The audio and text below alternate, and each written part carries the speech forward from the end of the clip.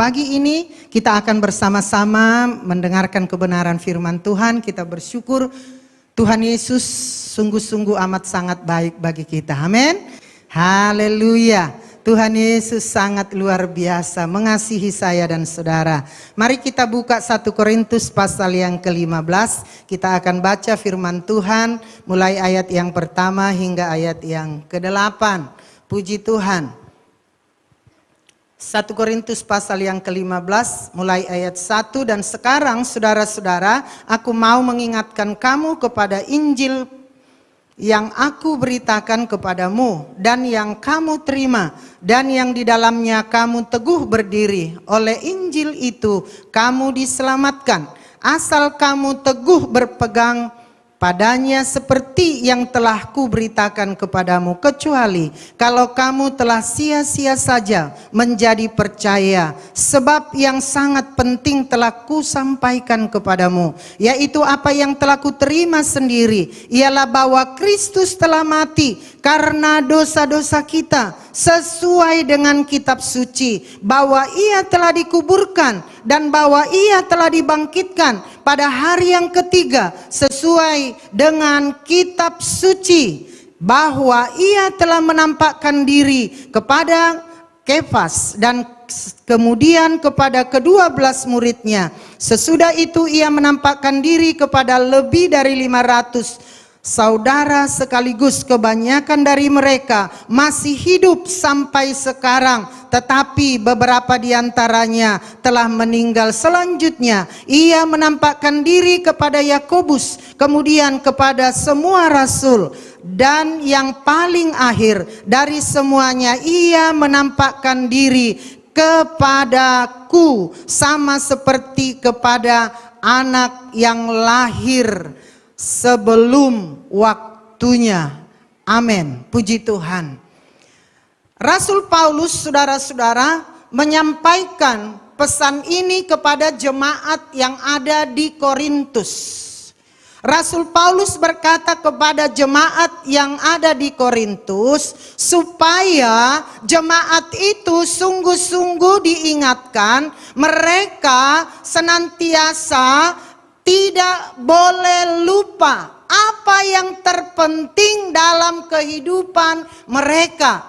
Dalam waktu pemberitaan firman ini, tulisannya ini kepada jemaat yang ada di Korintus, waktu itu dia bersaksi bahwa orang-orang yang menyaksikan perbuatan Allah itu mereka sampai masih hidup sampai sekarang. Dia katakan, saudara, apa yang Paulus katakan kepada jemaat yang ada di Korintus, bahwa hanya oleh Injil kita diselamatkan. Hai kamu semua jemaat yang ada di Korintus, gak boleh kamu lupa ya, hanya oleh Injil kamu diselamatkan, kita diselamatkan.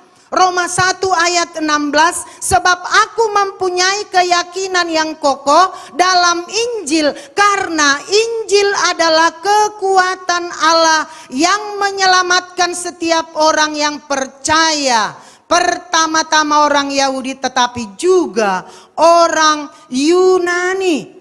Pagi ini diingatkan oleh firman Tuhan bagi saya dan saudara, kita tidak pernah boleh melupakan bahwa Injil adalah yang terutama dalam hidup kami. Katakan amin. Apa Injil itu? Injil itu adalah evangelion, artinya kabar baik.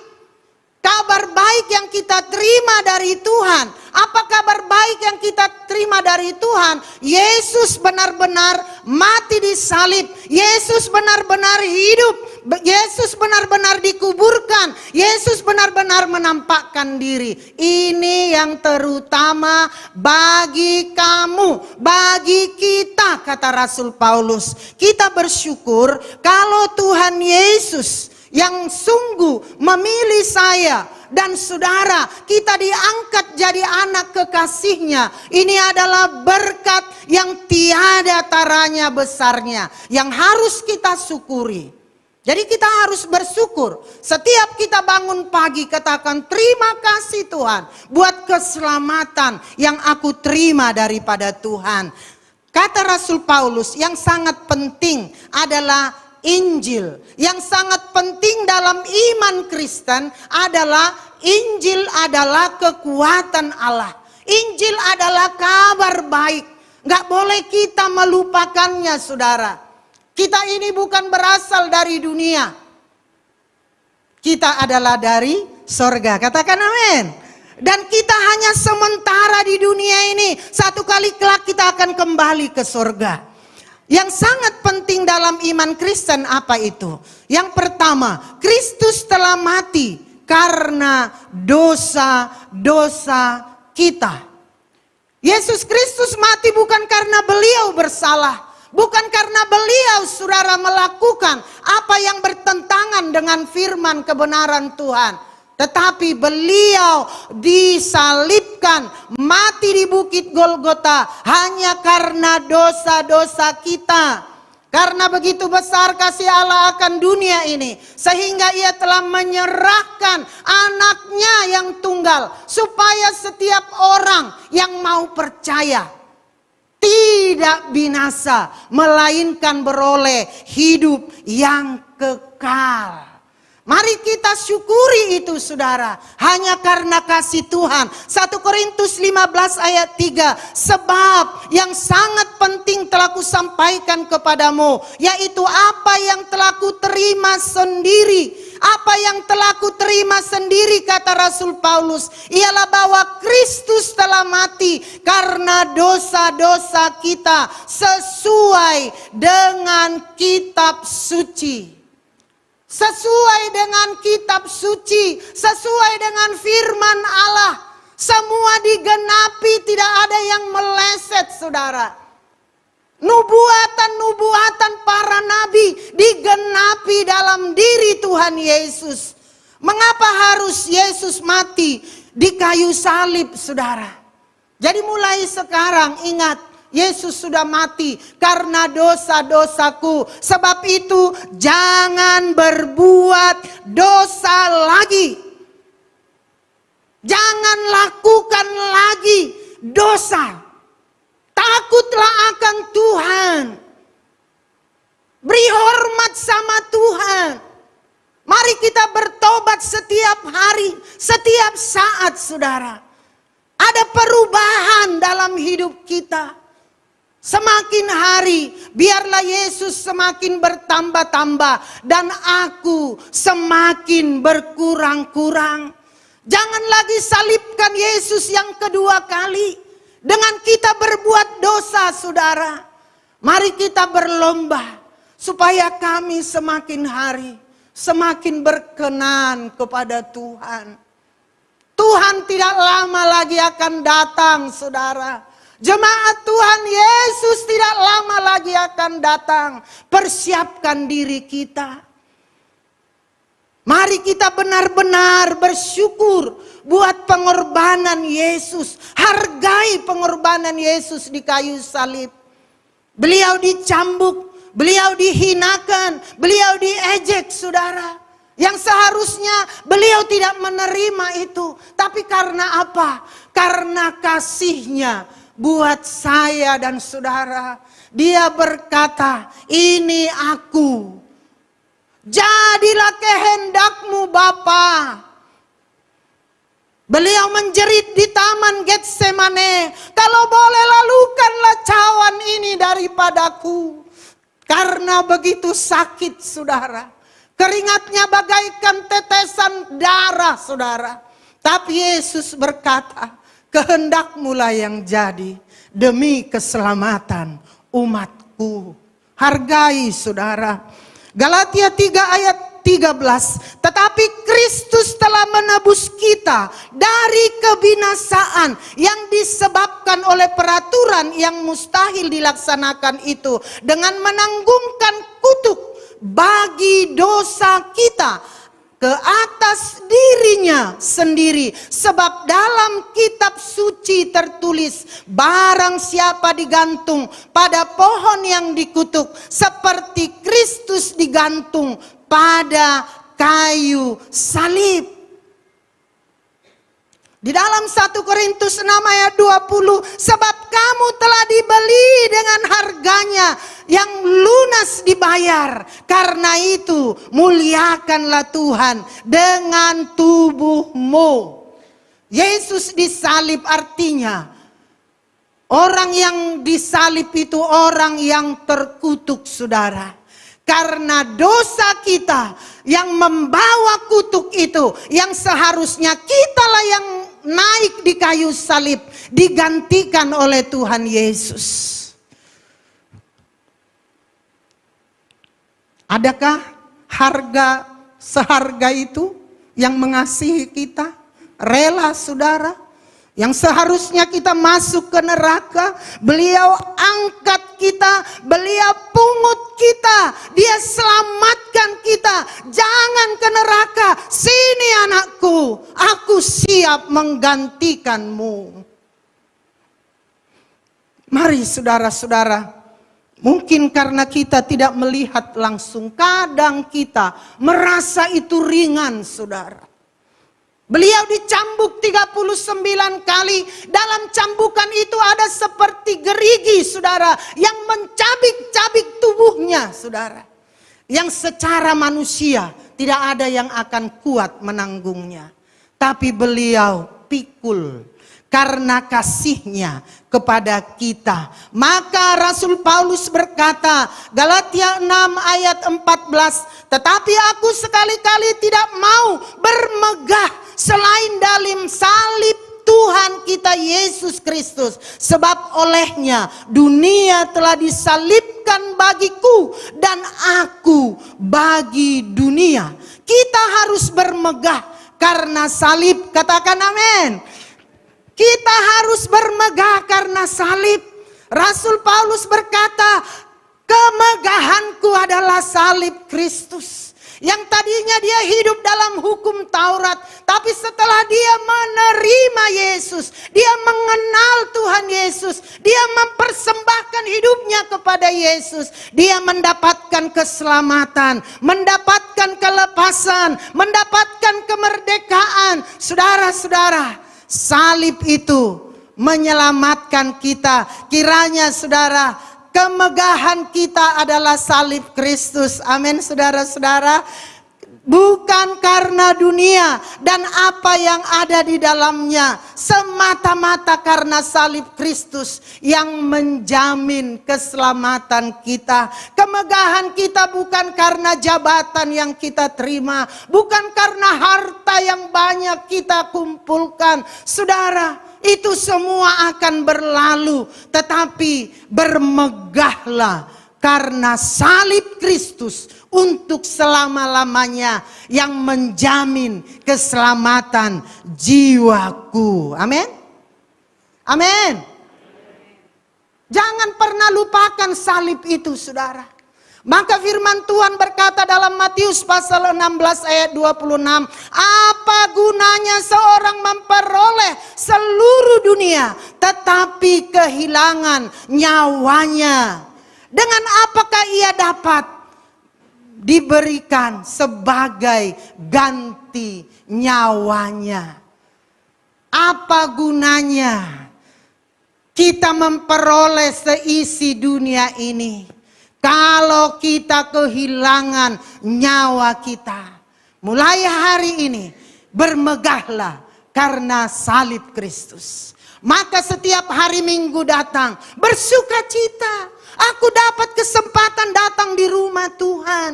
Aku masih bisa menyembah Tuhan. Aku masih bisa memuliakan Tuhan. Aku masih bisa melayani Tuhan. Saudara, bermegah karena Tuhan Yesus sudah memberi kita teladan yang luar biasa. Dia tinggalkan sorga, saudara, yang penuh kemuliaan, rela datang ke bumi ini hanya karena kasih. Karena kasih menyelamatkan kita.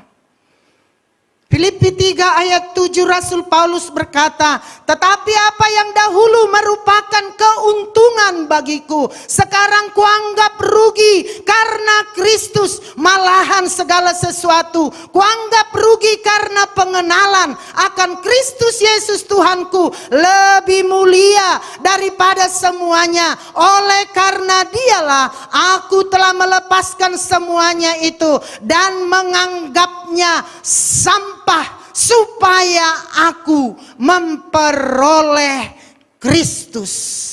Rasul Paulus itu orang yang terhormat, saudara. Tapi apa dia katakan? Tetapi aku menganggap semuanya sampah. Karena itu tidak sebanding dengan kemuliaan yang aku terima daripada Kristus. Haleluya. Amin, saudara.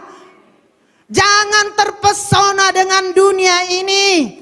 Boleh kita bekerja, mencari uang, saudara, tapi jangan lupa mencari Tuhan. Cari Tuhan terlebih dahulu, kejar Tuhan terlebih dahulu yang memberi berkat, saudara. Kalau Tuhan mau memberi berkat, gampang beliau memberi berkat, seperti membalik tangan, saudara. Ada banyak cara Tuhan untuk membela anak-anaknya.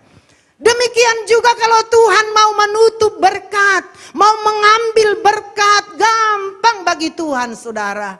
Maka mari kita buat hidup kita ini bagaimana supaya berkenan kepada Tuhan. Kalau hidup kita sudah berkenan kepada Tuhan, tidak usah capek minta berkat sama Tuhan. Tuhan sudah memikirkan kita, saudara.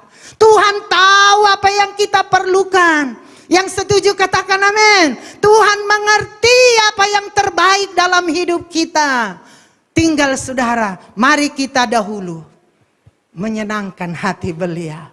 Mau bermegah akan salib Kristus buat pengorbanannya, maka terutama harus Yesus ada enggak di hatiku. Itu, saudara. Berkenan enggak Tuhan akan hidupku. Perenungan itu harus penting, saudara.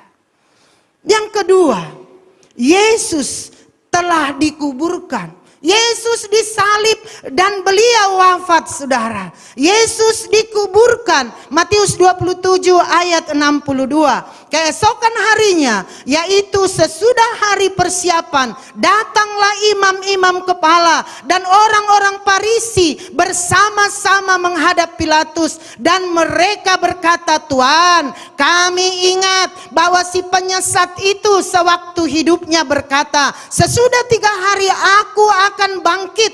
Karena itu perintahkanlah untuk menjaga kubur itu sampai hari yang ketiga. Jikalau tidak, murid-muridnya mungkin datang untuk mencuri dia, lalu mengatakan kepada rakyat, ia telah bangkit dari antara orang mati, sehingga penyesatan yang terakhir akan lebih buruk akibatnya daripada yang pertama. Kata Pak Pilatus kepada mereka, ini penjaga-penjaga bagimu, pergi dan jagalah kubur itu sebaik-baiknya. Maka pergilah mereka, dan dengan bantuan penjaga-penjaga itu mereka memeterai kubur itu dan menjaganya. Yesus dikuburkan, artinya Yesus benar-benar mati untuk membayar lunas, saudara-saudara, upah dosa, sebab upah dosa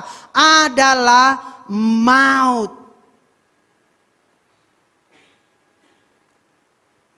Semua imam-imam takut, saudara, ketika Yesus sudah dikubur. Mengapa harus dicatat Yesus dikubur? Tidak cukup hanya mati. Benar-benar membuktikan bahwa Yesus benar-benar mati dan masuk di dalam kubur. Imam-imam berkata, pernah si penyesat ini, karena Yesus dituduh penyesat, dia berbicara akan bangkit hari ketiga. Ayo berikan kami orang-orang yang bisa menjaga kubur itu. Jangan-jangan murid-muridnya nanti akan memanipulasi, bilang bangkit. Padahal tidak terjadi. penipuan yang lebih besar katanya. Mereka lapor kepada Pak Pilatus. Pikirnya mereka bisa menghambat kebangkitan Tuhan Yesus. Benar-benar beliau masuk di dalam kubur. Akhirnya Pilatus katakan, ini penjaga bagimu. Silahkan jaga dengan begitu ketat. Jangan sampai lengah, saudara. Untuk dosa itulah Yesus sampai beliau masuk di dalam kubur. Sebab upah dosa ialah maut, tetapi karunia Allah hidup yang kekal dalam Kristus Yesus Tuhan kita. Katakan amin. Jangan berbuat dosa lagi. Upah dosa adalah maut. Jangan bermain-main lagi dengan dosa. Jangan nyerempet-nyerempet lagi dengan dosa. Jangan kompromi dengan dosa. Upahnya maut, saudara. Tapi kasih karunia Allah adalah hidup yang kekal. Percuma kita katakan besok, aku udah setia mengikuti Engkau Tuhan. Aku dulu udah melayani Engkau Tuhan. Bagaimana sekarang hidupmu?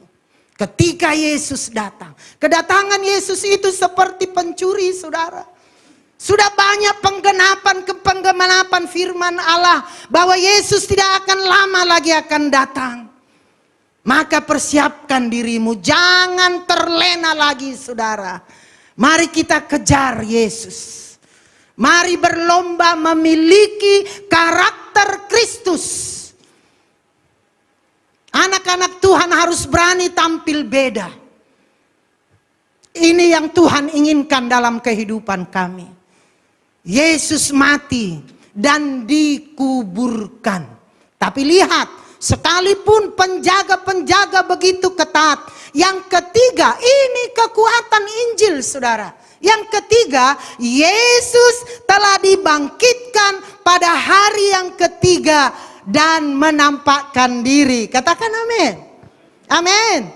Maka baca nanti itu 1 Korintus 15, baca ulang di rumah, renungkan. Begitu luar biasanya juru selamatku. Pernyataan-pernyataan ini hendak menjelaskan bahwa Yesus benar-benar hidup. Dia betul-betul bangkit. Alkitab menulis ada 12 kali penampakan diri Yesus selama 40 hari. Disaksikan banyak mata dalam jumlah yang besar. Lukas 24 ayat 46. Katanya kepada mereka, ada tertulis demikian, Mesias harus menderita dan bangkit dari antara orang mati pada hari yang ketiga. Kubur itu tidak bisa ditahan, saudara. Karena Yesus bukan manusia biasa. Beliau adalah Allah yang hidup. Beri kemuliaan bagi Tuhan. Beri kemuliaan bagi Yesus. Seandainya Yesus tidak bangkit, saudara, sia-sialah iman percaya kita. Seandainya Yesus tetap di dalam kubur, bagaimana orang yang di dalam kubur bisa menolong orang hidup? Maka jangan pergi ke kubur minta berkat. Jangan pergi ke dalam kubur minta petunjuk. Tapi datang di rumah Tuhan, datang di hadirat Tuhan. Mohon Tuhan, tolong aku. Roma 10 ayat 9, sebab jika kamu mengaku dengan mulutmu bahwa Yesus adalah Tuhan dan percaya dalam hatimu bahwa Allah telah membangkitkan dia dari antara orang mati, maka kamu akan diselamatkan. Sudah semua kita yang mendengar firman ini percaya bagi Yesus? Amin. Sudah semua mengaku dengan mulut bahwa Yesus juru selamatku? Maka kita akan selamat. Yesusmu bangkit. Tidak selamanya beliau di dalam kubur. Beliau bangkit, hidup, saudara-saudara. Dan semua itu terjadi dengan kitab suci. Tidak ada yang meleset dari apa yang dikatakan kitab suci. Luar biasa, saudara. Jadi jangan pernah ragu. Itu tujuan firman Allah pagi ini. Jangan pernah bimbang. Jangan dengarkan suara-suara yang gak penting. Kembali ke Alkitab. Apa kata Alkitab? Sekali Yesus, selamanya Yesus. Haleluya. 1 Korintus 15 ayat 54. Dan sesudah yang dapat binasa ini mengenakan yang tidak dapat binasa, dan yang dapat mati ini mengenakan yang tidak dapat mati, maka akan genaplah firman Tuhan yang tertulis, maut telah ditelan dalam kemenangan. Hai maut, di manakah kemenanganmu? Hai maut, di manakah sengatmu? Sengat maut ialah dosa, dan kuasa dosa ialah hukum Taurat. Tetapi syukur kepada Allah yang telah memberikan kepada kita kemenangan oleh Tuhan Yesus Kristus. Karena itu saudara-saudara, dengarkan ini yang kekasih, berdirilah teguh, jangan goyah, dan giatlah selalu dalam pekerjaan Tuhan. Sebab kamu tahu, dalam persekutuanmu dengan Tuhan, jerih lelahmu tidak pernah sia-sia. Karena kita mempunyai Tuhan yang hidup, Tuhan yang luar biasa, yang dapat mengalahkan kematian. Semua orang yang ditakuti adalah kematian, tapi Yesus mengalahkan kematian. Maka orang Kristen, anak-anak Tuhan yang percaya kepada Yesus harus bisa berkata, hidup adalah Kristus dan mati adalah keuntungan. Jangan takut mati, saudara. Asal kita terus berjalan dalam kebenaran Tuhan. Asal jangan sengaja mati, saudara. Mendahului kehendak Tuhan. Hidup adalah Kristus. Selama kita diberi hidup, mari berbuah yang baik. Jadi saudara, kesimpulan firman Tuhan pagi hari ini. Yang pertama, Yesus Kristus telah mati karena dosa-dosa kita. Sesuai dengan kitab suci. Yesus Kristus telah dikuburkan. Yesus Kristus telah dibangkitkan pada hari yang ketiga. Semua sesuai dengan kitab suci. Yesus Kristus telah menampakkan diri, saudara-saudara, kepada banyak orang. Kenapa harus ditulis Yesus menampakkan diri selama 40 hari di muka bumi ini? Membuktikan kalau beliau benar-benar hidup. Beliau benar-benar hidup dan berkuasa. Maka jangan pernah khawatir. Bagi Yesus tidak ada yang mustahil. Masalahku dan masalahmu itu mudah bagi Yesus. Asal kejar dulu hati Tuhan. Amin.